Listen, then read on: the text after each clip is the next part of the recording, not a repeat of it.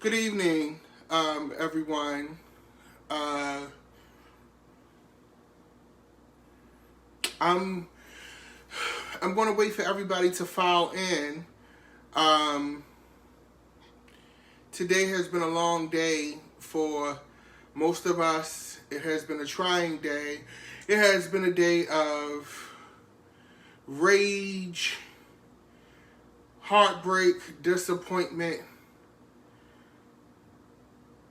I can't say shock.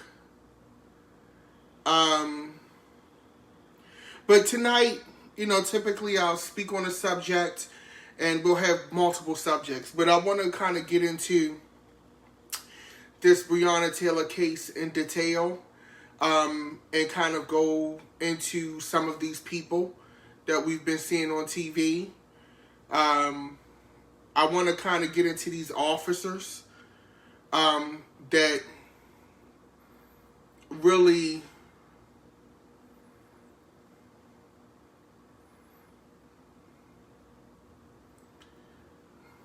I can't even blame them because they keep getting allowed to get away with it. Um, I also want to take a look into Mr. Daniel Cameron, the first black attorney general of Kentucky. They know how to pick them, don't they? But this is a lesson in so many things. It's a lesson in how we do business. It's a lesson in, and when I say how we do business, I say as the black community, how we do business. And I'm going to wait for everybody to get on. I see we got a lot of people on already. But the first thing that I want to do, is honor Breonna Taylor because today feels like a funeral. It really does, and I would imagine for her family, today was probably, even though they buried her, she's been long buried. Today, and I don't know what it feels like to lose a child, but for me as just a person who had been following the story, today feels like the funeral. And that's tough. That's tough. So what I'm going to do is I'm going to honor Miss Taylor's memory. I'm going to actually read her obituary because I want to kind of put a person. I think a lot of times when we have the George Floyds of the world, the Eric Garners, the Sandra Blands, and so many countless others, Ahmaud Arbery, we start to view them as brands and not people. And when I say we view them as brands, sometimes you can become a symbol, and even by those, like a lot of us with the best intentions, we sometimes can strip the symbol of its humanity.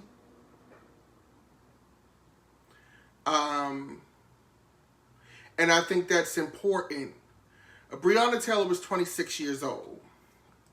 I have a brother who was born the same year as Breonna Taylor. Breonna Taylor was born in 1993, June 5th. So she was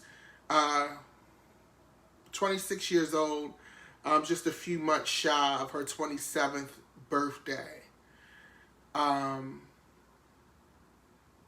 And I want to read this, not to make light, but I want it to be fresh in your mind because I know a lot of people watch these videos. I know a lot of people on the other side of the fence watch these videos. And they make comments and they send messages and things like that. So I want to tribute the human being first. And then we're going to get into how a human being was betrayed by the very system that in so many ways she worked for. Okay? Breonna Taylor was born June 5th, 1993 in Grand Rapids, Michigan, to Tamika Palmer. Miss Breonna Taylor spent the early part of her life in Grand Rapids, Michigan, being raised by Tamika Palmer and Troy Herrard. She currently resided in Louisville, Kentucky, where she made a beautiful life for herself. She was called home to be with the Lord on Friday, March 13th, 2020. Breonna Taylor was full of life and loved social gathering with her friends and especially her family. She loved life and all it had to offer. She continued to find ways to better herself and the people around her. Breonna Taylor graduated from Western High School class of 2011. She went on to experience college at University of Kentucky. She was an accomplished EMT for the city of Louisville. She currently worked full-time as an ER technician for Jewish East and a PRN for Norton Healthcare. Breonna Taylor was a daughter, a granddaughter, a sister, a niece, and a best friend to so many, especially Kenneth Walker. She is preceded in death by her grandmother and best friend, Juanita Palmer, her step-grandfather, Daryl Frazier, her aunt, Shaisha Holloway, and her uncle, Derek Cannon. She leaves behind to cherish her memory a host of family and friends, some she was born into, some she inherited, and some she made all her own. But nevertheless, no matter how they came, they were all family and the same to her.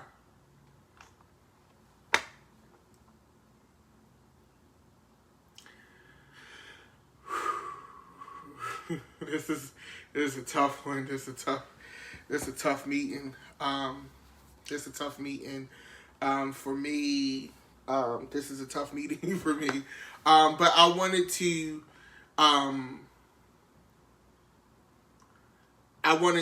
make sure that we knew the person whose life was taken. Okay? Because we don't do that often. Okay? We don't do that often. And I read this obituary, her best friend was her grandmother.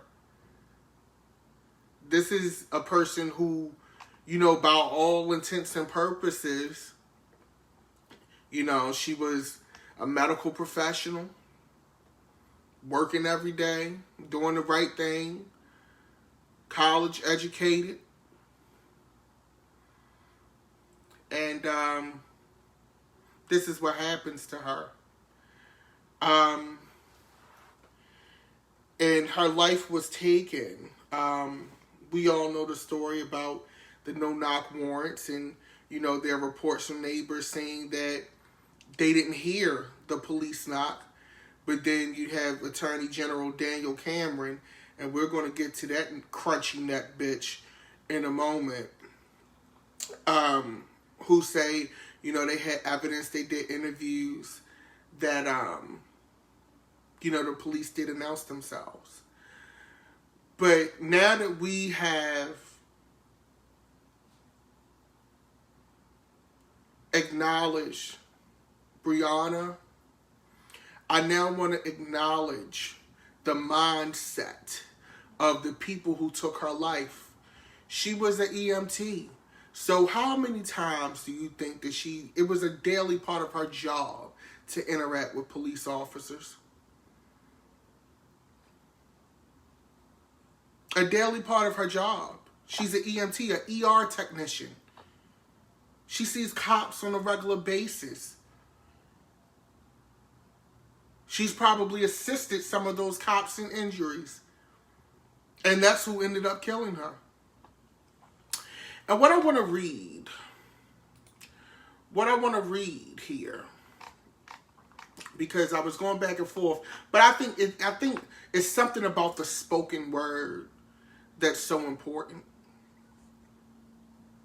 And what I want to read here is an email, okay? An email that one of the officers who actually shot her, because be clear, the officer who is getting charged, Mr. Brett Hankinson, is not even the person that shot her, okay? He is the person that in one of the most unprofessional moments of his career and deadliest decided to go back out and shoot 10 rounds into the neighbor, and that traveled through the neighbor to the neighboring apartment. That's what he's getting charged for. He's not getting charged for the murder of Breonna Taylor. He's getting charged on 3 counts of, wanton endangerment. Each count carries 5 years per count. He's getting charged for the wife that was in the neighboring apartment, the husband, and the child that was in the apartment. So at max, he'll get 15 years. He was indicted. He was booked today, and he was released this afternoon on a $15,000 bond, which I'm quite sure the police union paid. Now, John Mattingly, one of the officers based on ballistics, who was believed to have shot Miss Taylor, decided to send an email to the entire police department in Louisville. The entire police department in Louisville. And what I want to read this email in its entirety. I'm sourcing all of my information, by the way, from local news. Some from national sources, but I tend to find that for cases like these, the local news really gives you the shrimp and grits, so to speak, of what's going on. And I want to read this email. And if you're a police officer watching this, understand I don't really want to hear from you. Because who knows, I could be next. Also, too, when you read this email, what I'm about to read makes you understand why people of color in this country have a real issue with the police and do not trust them. Okay? Now, this email from John Mattingly. I'm not here to give you a rah-rah, you got this speech. I'm not here to tell you that you signed up to help this community and to keep your head up. I'm here to tell you I'm sorry you have to go through this. I'm sorry your families have to go through this. I'm sorry the mayor, Amy Hess, and Chief Conrad failed all of us in epic proportions for their own gain and to cover their asses.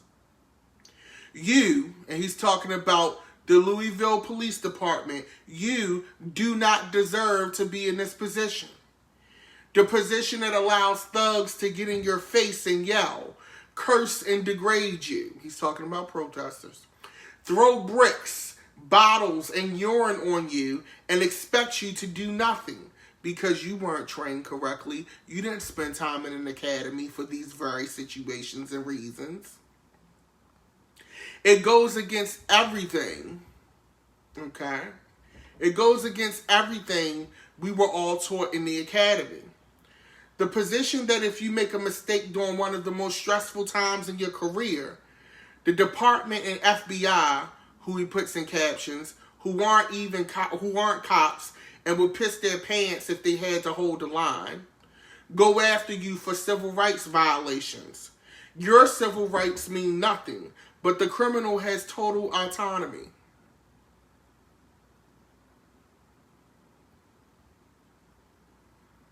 So never mind my training, never mind everything that, we pay you for. Because this is about you. It's not about, the young lady that lost her life. This is about you, okay? We all signed up to be police officers. We knew the risk and were willing to take them. But we always assumed the city had your back. We wanted to do the right thing in the midst of an evil world to protect those who cannot protect themselves, to enforce laws that make it possible to live in a peaceful society. We as police, and here's the PR line. We as police do not care if you are black, white, Hispanic, Asian, what you identify as this week. We aren't better than anyone. This is not on us against society, but it's a good versus evil. We are sons, daughters, husbands, wives, partners, brothers, sisters, dads, and moms. We are human beings with flaws, feelings, and emotions. Absolutely. But you're also charged to do a job. When I show up for work, they don't want to hear the fact that I'm a human being and I have flaws and emotions. They're going to write my ass up, send me to HR, and call it a fucking day. Okay? Now I'm just rambling, but I want you to know that I'm still proud to be a cop, to be a LMPD cop. No matter the ineptitude in upper command or the mayor's office, this is one of the greatest jobs on earth. So not only are you disrespectful to your chain of command, you're disrespectful to essentially your boss. You don't really give a shit. And the reason why cops are like this is because these police unions cover their ass and don't call them on shit. With that being said, these next few days are going to be tough. They're going to be long. They're going to be frustrating. They will put a tremendous amount of stress on your families. Do not let your ego get you in a trick bag. Have your partner six. De-escalate if possible. So now you want to de-escalate because the cameras is on you. Now this is all the advice. You should have been taking your own goddamn advice. Okay? Do not give the pencil pushers at the top, you know, the ones who are too scared to hold the line, a reason to open investigations on you. The same ones that couldn't make decisions to save their lives. We need leaders that lead from the front and not in a room under a desk. Do what you need to do to go home to your family. Just do it with dignity and make sure you can justify your actions because everything down there is recorded.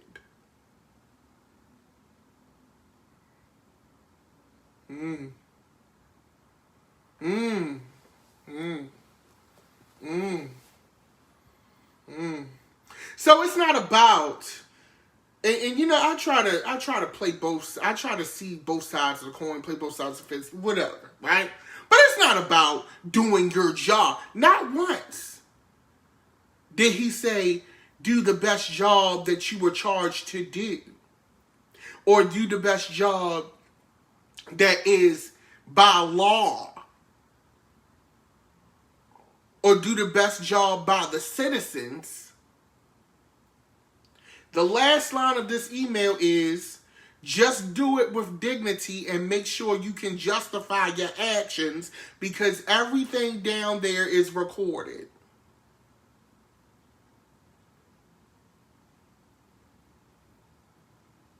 What the fuck is wrong with y'all? And then you wonder why it's fuck the police. You know, we already knew y'all was going to do this fuck shit because y'all boarded up the whole downtown, which we knew. But you know what was so heartbreaking? Is that the Attorney General, who is a black man, Daniel Cameron, Crunchy Black, Crunchy Neck, a.k.a. Star Crunch, actually is the one that advised them to do it. He said it himself in the briefing. I say this, I don't know who penned this saying, but it's a saying that when the axe walked into the forest, the trees said the handle is one of us. And it's never been more true in this case. It's never been more true. So I want to get into Mr. Daniel Cameron, okay? Even though Daniel Cameron looks like he's 50, Daniel Cameron is only, what, 37? He was born in 85. He's only 37. But he looked 50. No shade. Okay? So I'm going to read. This is from his website. This is who he said. This is who he says he is. And I want to read what he says he is because it tells me a lot. Okay? Daniel J. Cameron serves as the 51st Attorney General for the Commonwealth of Kentucky after winning nearly 58% of the vote in 113 of 120 counties.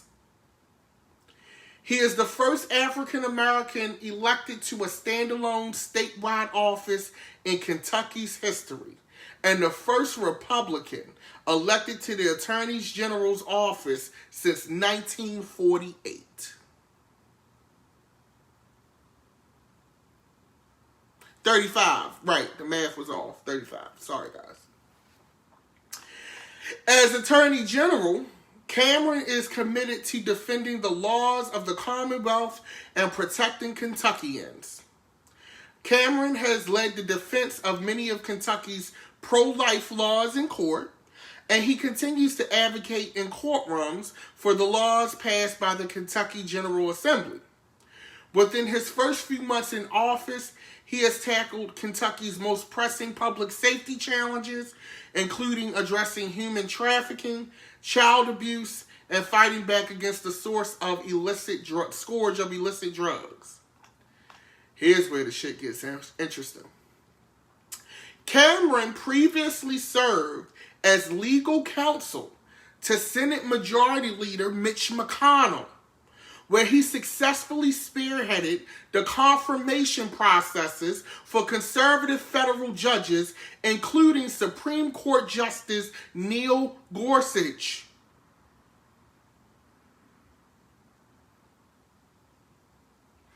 Every fucking election matters.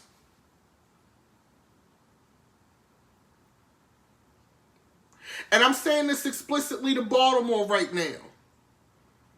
Y'all already know I don't rock with Kim Classic, whatever the fuck her name is. Okay? This man got 58% of the vote in Kentucky, bitch. And I guarantee, I gotta look into it, but I wouldn't be surprised if a lot of black folks voted for him. He's young, strapping, well-spoken. Sure, he got some razor bumps, but we can overlook that.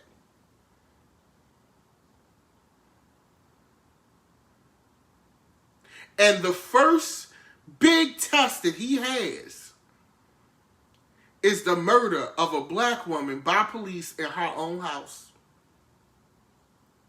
And then what is so crazy about this Daniel Cameron character is there's a level, and this could be my own personal perception, there's a level of arrogance, defiance that he displays, like at the press conference today, that I just find very insulting and disrespectful.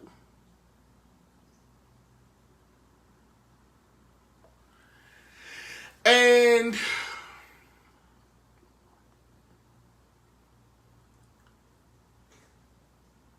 one thing he does show is that black people are not monolithic. He does prove that. I don't like the way that his announcement went today. While he said empathetic statements, I didn't feel empathetic energy from him.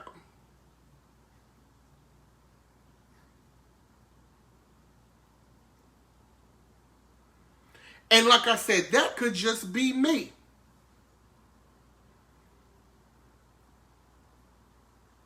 Somebody said he sounded dismissive. He did feel dismissive to me.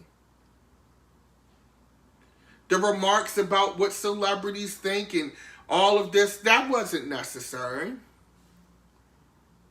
You feel some kind of way. That's what it is.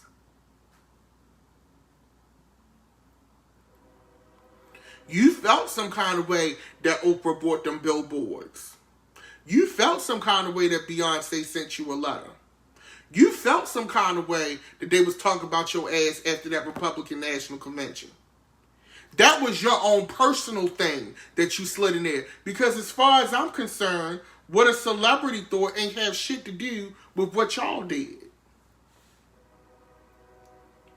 So that comment was unnecessary.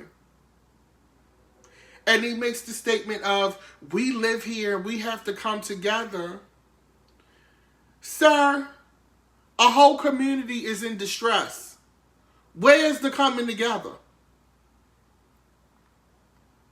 When you have a police, number one, I have to look because maybe I missed it. But I didn't see anybody from the police department or police union saying, oh, this email from from John Mattingly doesn't represent our values. So that email that he sent, y'all believe that shit. That's how y'all feel. I didn't see a denouncement for that. Then John Mattingly's wife makes this long-ass Facebook post about how they've had to go in hiding and all of this stuff. At least you can hide. Her husband had a 5-hour surgery. At least he lived to get the surgery. He got a flesh wound in the fucking thigh, sis. And I want to go over with these cops. Because as somebody who is familiar with firearms and his license and things like that, the number of rounds that were shot. So, in this case, right, you got the three officers involved in regards to this. I want to take a look into the officers. So you got Jonathan Mattingly, the one who sent the email. 47 years old, been on the force for 20 years. Okay? So his story is, after officers knocked down the door to Miss Taylor's apartment, Sergeant Mattingly was the first officer to step inside. According to a statement he gave to investigators, he said he saw a male and female figure standing at the end of the hallway. They were probably fucking scared and wondering who the fuck is this coming in the house. Mind you, Breonna Taylor is only 26 years old. Okay?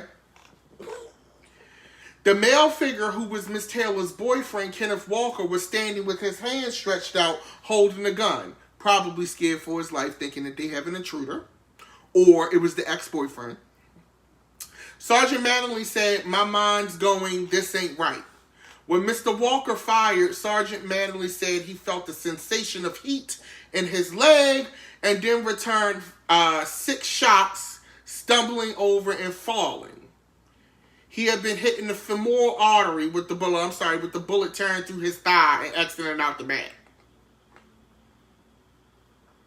So he let off 6 shots. I can see that when you get shot at, 6 shots. Not making an excuse for him at all, because he's a terrible human being. But all right, 6 shots. So he fires 6 shots. Then we have Detective, let's see here, Joshua James, 38. Been with the force since 2006, about 14 years. Okay? He was reassigned to the new place-based investigations unit in December 2019. He's the one that prepared the 5 search warrant affidavits for simultaneous no-knock raids at the locations suspected of playing a role in the local drug trade. Lawyers for Ms. Taylor have said that the information tying her apartment to the drug trafficking syndicate was flawed and insufficient.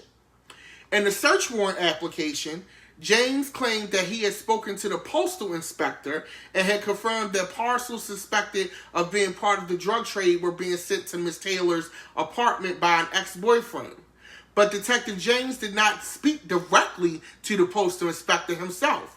He had relied on a neighboring police department to do so because Louisville Metro Police Department had a strained relationship with the postal inspector. So you're saying the postal inspector Okay? You saying the postal inspector said that it was some suspicious packages allegedly in this drug ring that was going to Breonna Taylor's house, that you didn't even speak to the postal inspector directly to get this warrant. You got this shit from another police department because your reputation and relationship is so fucked up with the postal inspector, they didn't even want to talk to your fucking ass.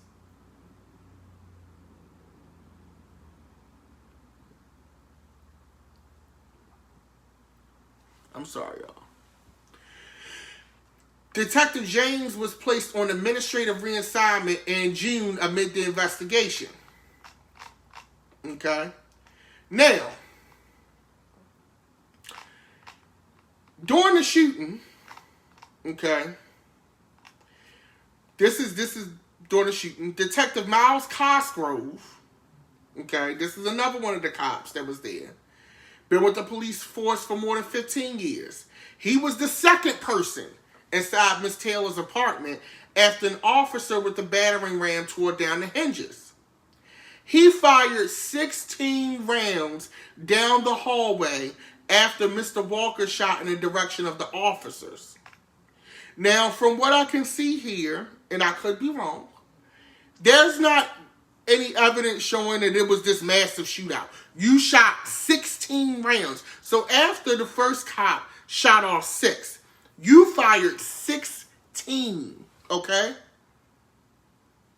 Now, a 40 cal, you could get 15 clip 40 cals, okay? In the state of Maryland, you can't buy a 15 clip. You can own one, but you can't buy one. Here in the state of Maryland, you got to cross the line and go to like Virginia or Delaware or somewhere. But 16 shots. That means he probably had a 15 ammunition clip. And he let off 16 shots. 6 of those bullets hit Breonna Taylor. One of those bullets, according to the Attorney General, was the fatal shot.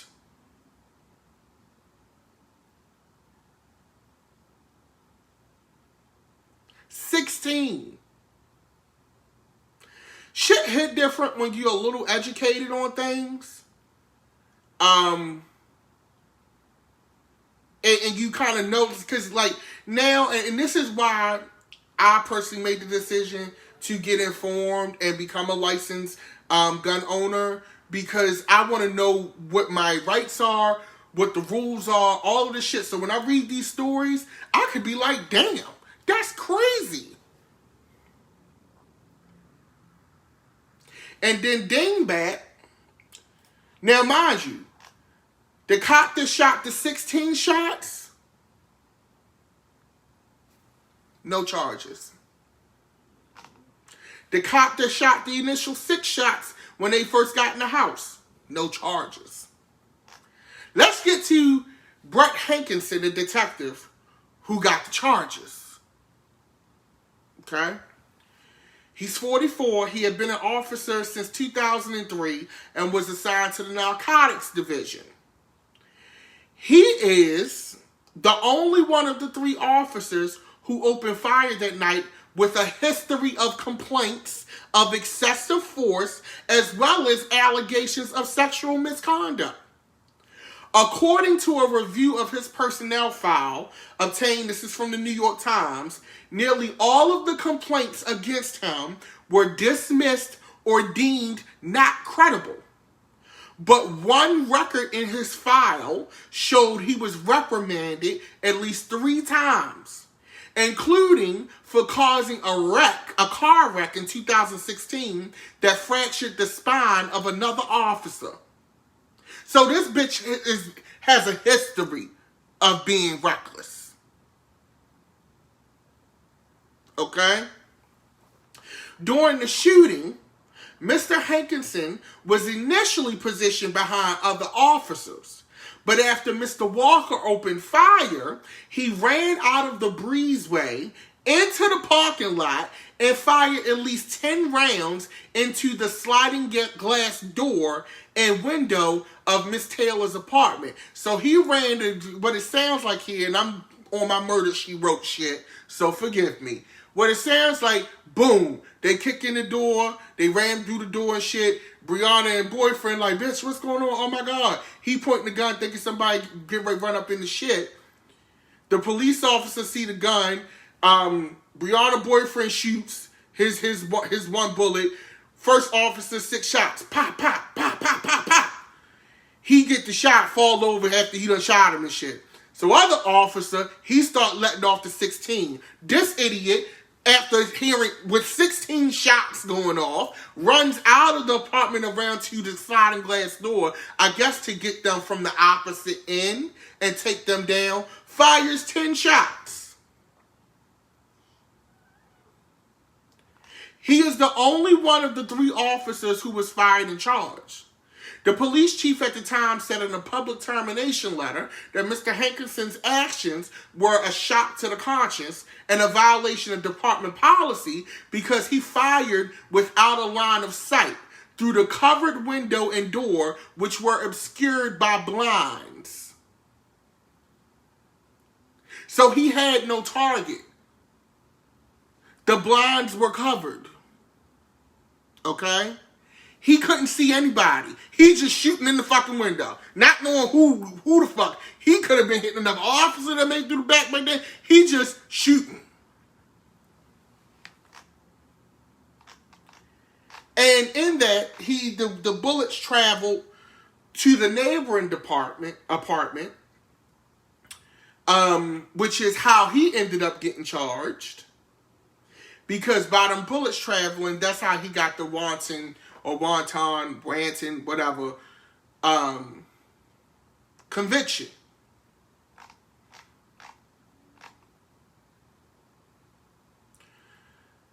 This is where we're at. And it's sad to say, but I feel like today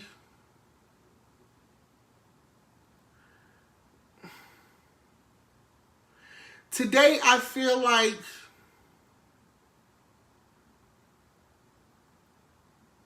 we're going back. And it shows.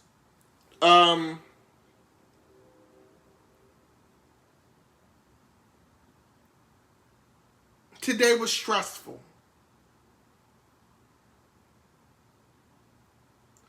Today was very stressful. As a black person,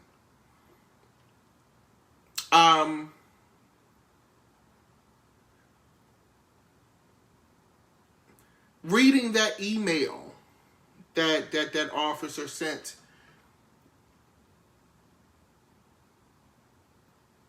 put into writing every fear that, especially me, as a black man walking down the street, I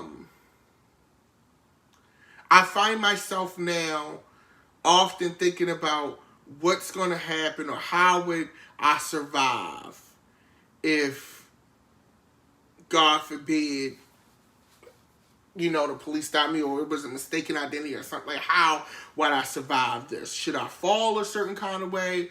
Should I put my hands up? Not to be funny, but I am plus size. I'm a heavier dude. Is my fat going to catch some of the bullets and lodge it? Like, I think about that.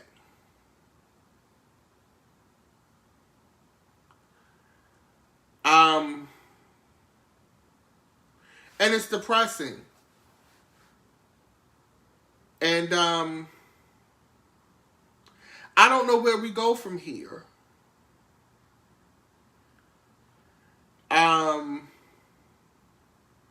As black people, we always figure out how to survive. We figure it out. But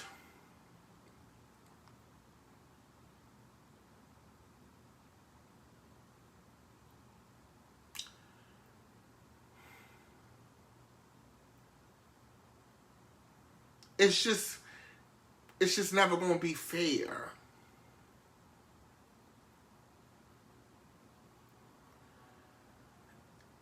And I say this all the time because of the generation that I was birthed in and I came into, it's finally like really hitting me that it's never going to be fair. Um,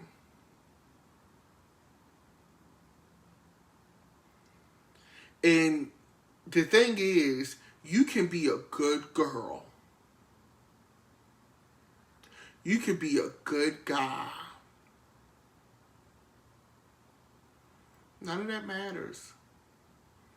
Breonna Taylor, by all accounts, was a good girl. She had a good job. She did everything the right way.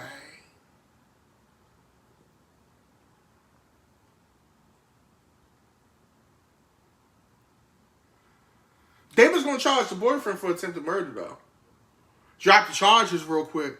But it didn't take long to charge that boyfriend.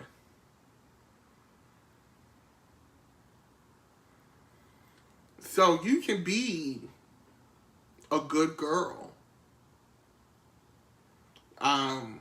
You can do the right things. You can be within your rights and register like Philando Castile. That one still stings me. Not that none of the others do, but that one still stings me real bad. And at the end of the day, if you come across the wrong individual, it's just not going to matter.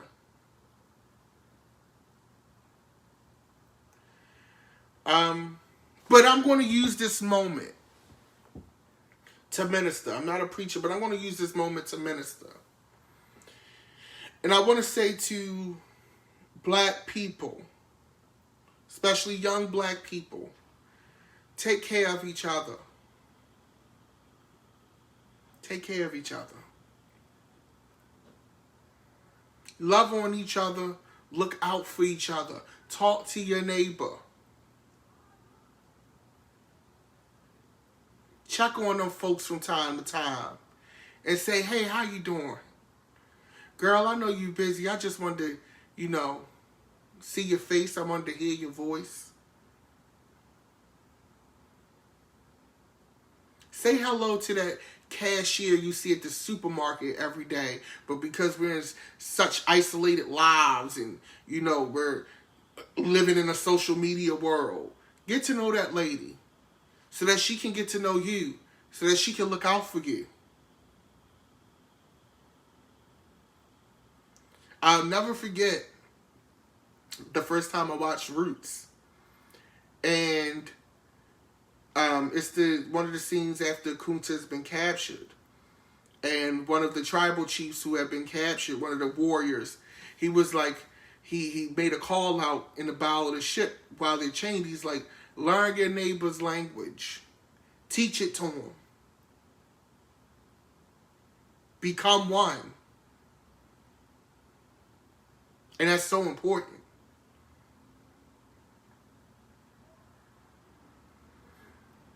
To kids in school, in inner cities.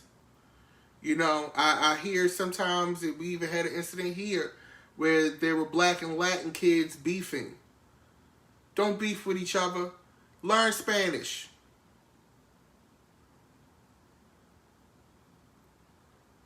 Learn the language. Share your resources. Stick together. Work together. Become a force.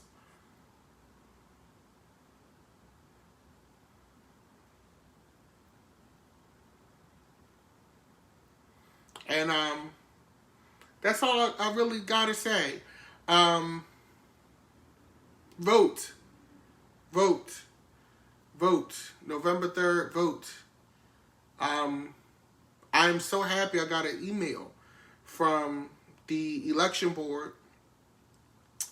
And they were basically saying, due to the overwhelming response, they had like 2,900 people sign up to be election judges. So they were like, we're going to have enough people to staff all of our centers in the state for elections. We went from a shortage to having enough resources. I'm excited about that experience.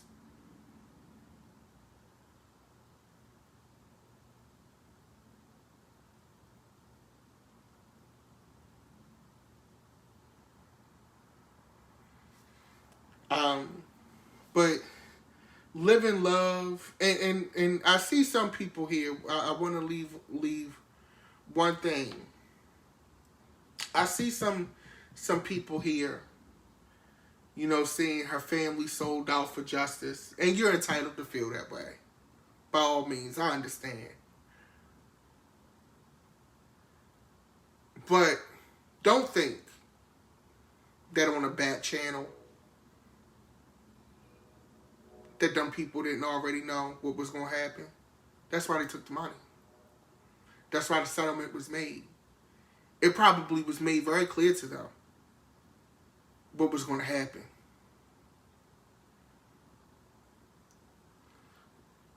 That family has lost their child, their loved one.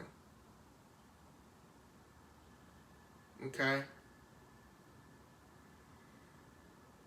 They don't need you to tell them they sold out or what they should have did or what they could have did, because the reality is when you've lost your child and you know that your child is not going to get the justice that they deserve, you got to live to fight another day. And not saying that they will do this, but you can take that $12 million and do some great things. Okay? So, instead of, you know, because we have a lot of internet activists, we have a lot of people, I see a lot of these comments on all of my social media platforms of people who, nah, fuck that, we need to do this, we need to do that, we need to do this, we need to do that, we gonna do this. And I'm like, you're not even as equipped as I am. And I'm overweight in my fucking living room, but at least I'm a licensed gun owner. At least I have some kind of fucking, you know, political wherewithal. At least I know how to plant and garden to a certain extent.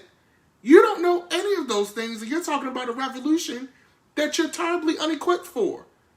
And not even trying to really get ready for. So if you're not in a position to act on the shit that you're saying, I understand you having an opinion, but please do not, you know, shit on other people where you're not even in a position to protect your goddamn self. And that's all I'm going to say about that. On that note, y'all have a great evening, a great rest of y'all week. Like I said, love on each other. Vote November 3rd. Send in your early ballots. Do your early voting. Anything that you can do. So we can get out of here. And on that note, y'all have a great evening. Peace and love. I need a drink. Good night.